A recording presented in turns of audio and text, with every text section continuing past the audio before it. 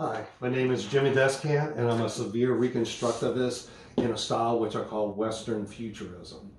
So I've been here in Tucson for 2 years, have an extensive resume already. I've been showing all around. I work out of my home in a big sunroom, Arizona room studio, and outside I have a little junkyard and stuff. Let me give you a little background. In 1996 in New Orleans, where I grew up, I had been a roadie for bands for 15 years, traveling around the country and around the world, and was really enjoying life, but I knew something was coming for a change. And one day at a flea market, I found an old vintage vacuum cleaner and just tore it apart and started adding things to it and created a Buck Rogers Art Deco rocket ship, and I was off to the races. I quit the road life, working for bands on a dime, and I said, that's it, I'm gonna be a full-time artist, I'm gonna figure out where this goes. And so with no real artistic experience or no art school or anything, I just started looking at the parts I was finding, how it could be added to like a vacuum cleaner or anything else that had style, that had weight. And that's why I use parts from, say, the 20s to the 60s, golden age of American manufacturing, things that were built to last forever, literally.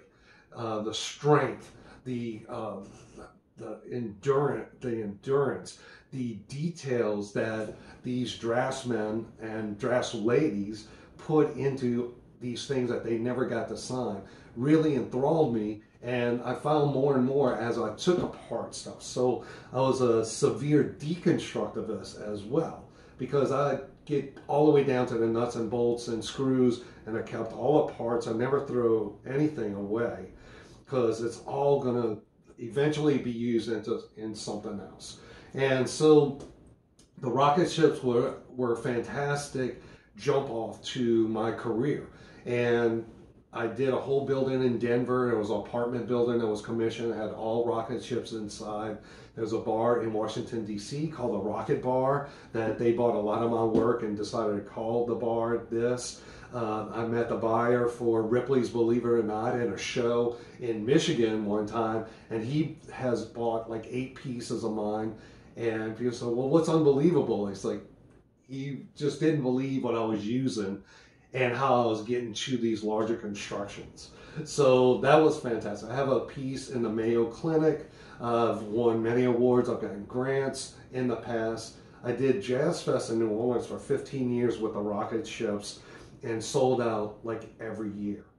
So in 2006, after losing everything in Katrina, it's easy to move, and I always wanted to live out west, so moved to Colorado for a dozen years, and my style started changing into more of a Western appeal.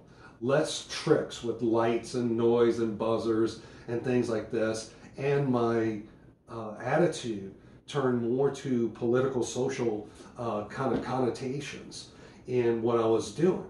And so taking apart all this older stuff from the golden age of American manufacturing and reworking it and showing the progress of the country from the last 2 centuries, how it relates to Native Americans and our water and land resources, things like this. Things became political, social, more statement. With the rockets, I came up with a credo of no guns, bullets, or bombs, because I had a lot of people talking about violence and missile kind of things, and that's what was not what the intention was. With my Western art, I've been working on the consciousness and the conscience of America and Native Americans, and what I can use the old parts to create new statements in the 21st century. Now I look at things and I just turn around 45 or 90 degrees and they become something else to me.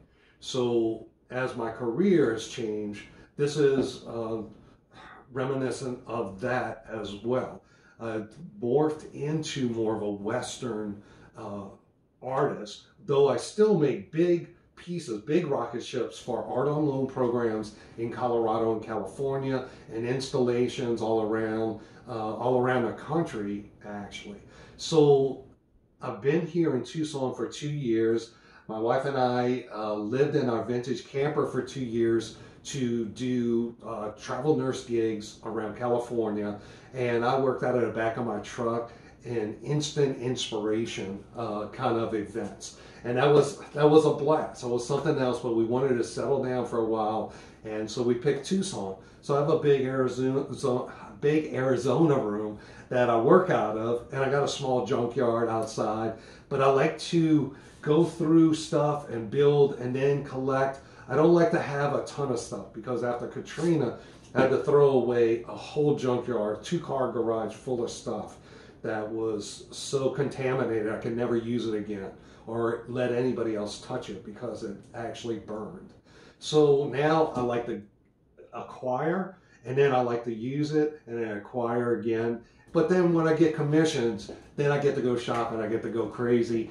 But I always take donations. I've had a lot of people do the baby in the basket kind of thing on the front porch, leave a box of telephones or no vacuum cleaner or something like that for me to adopt, knowing it's going to have a good home. Then from that, I'll take it apart, see what I can use, and go from there. But this Tucson has been fantastic. Have an extensive resume so far with several galleries here in town. Just did a show in at the Shimmer Art Center in Phoenix.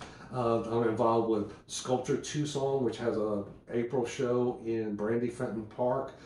Solar Culture Gallery, Racy's Taller Gallery,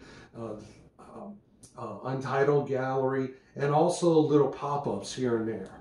And one of the things about being on the road for a while was that idea of the inspiration, the instant inspiration, and I wanted to pursue that. So years ago, I came up with this idea. I was going to set up in an alley for the art walk in Colorado and make a piece of art for somebody in 15 minutes for $50 and a $1 bill. And I'll put a $1 bill into the little sculpture in case people had to spend their very last dollar.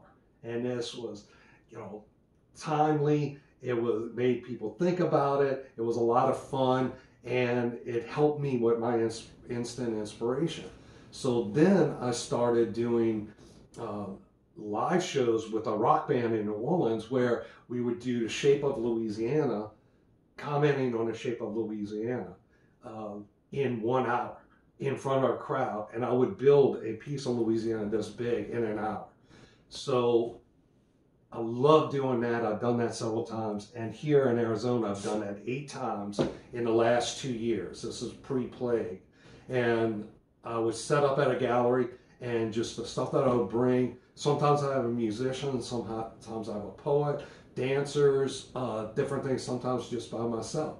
So doing the live art has been fantastic as well. There's more to come from that. But right now, I'm in Tucson. I'm participating on an open studio tour. I'll have another video that kind of shows my process. It's very basic hand tools, and I can create something little, and I can create something giant. So I hope you have a look at my website, deluxewest.com, and check me out and email me from there, jimmydescant@gmail.com. You can also find me on Facebook and Instagram, and I look forward to hearing from you, your comments, and hopefully we can fill your house with some beautiful art.